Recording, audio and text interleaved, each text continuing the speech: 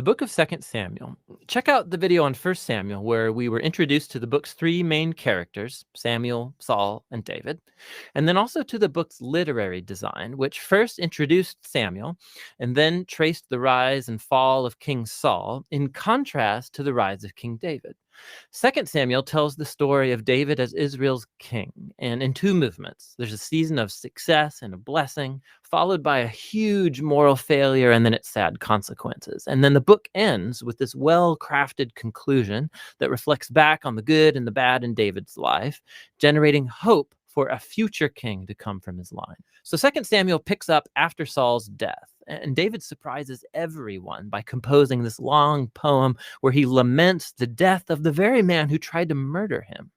And so once again, the author, he's presenting David's humility and compassion. He's a man who grieves the death even of his own enemies. After this, David experiences a season of success and God's blessing. All of the Israelite tribes, they come to David and then they ask him to unify all the tribes as their king.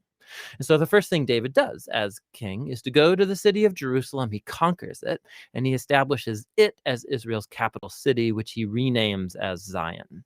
And from there, David goes on and he wins many battles and expands Israel's territory. Now, after making Jerusalem the political capital of Israel, he wants to make it their religious capital as well. And so he has the Ark of the Covenant moved into the city. And then in 2 Samuel 7, he tells God, now that Israel has a permanent home, he thinks that God's presence should also get a permanent house. So he asks if he can build a temple for the God of Israel. But God says to David, thank you for that thought, but actually I'm going to build you a house, a dynasty.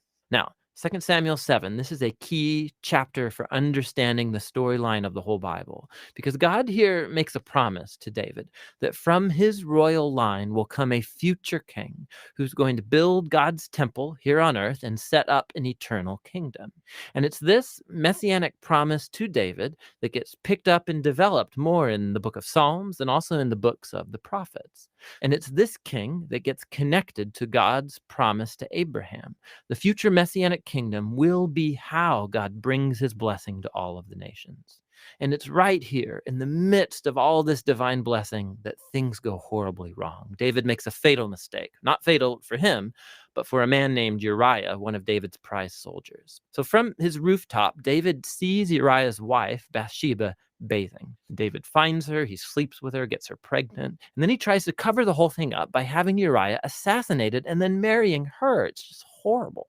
So when David's confronted by the prophet Nathan about all of this, he immediately owns up to what he's done. He's broken, he repents, he asks God to forgive him, and God does forgive him, but God doesn't erase the consequences of David's decisions. And so as a result of this horrible choice, David's family, his kingdom, it all falls apart. And it makes this section a tragic story, much like Saul's downfall.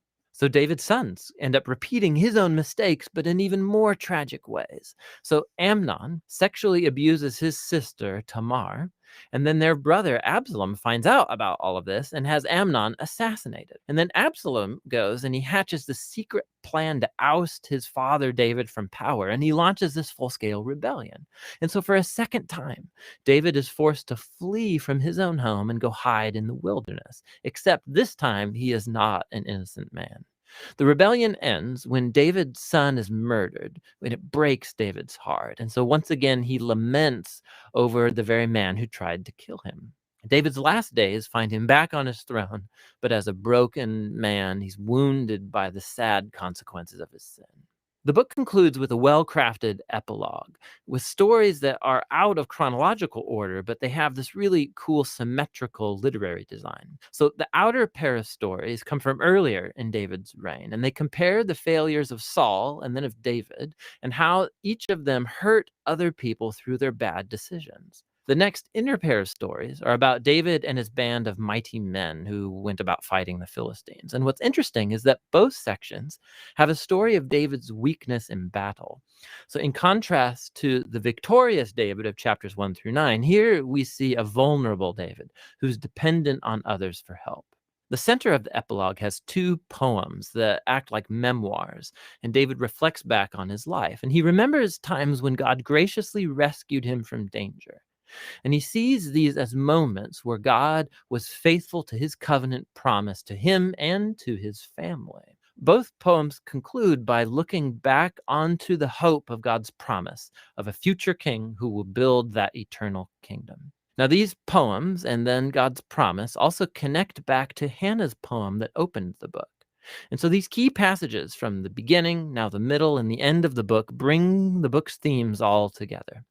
Despite Saul and David's evil, God remained at work, moving forward his redemptive purposes. And God opposed David and Saul's arrogance, but he exalted David when he humbled himself. And so the future hope of this book reaches far beyond David himself. It looks to the future, to the Messianic king who will one day bring God's kingdom and blessing to all of the nations. And that's what the book of Samuel is all about.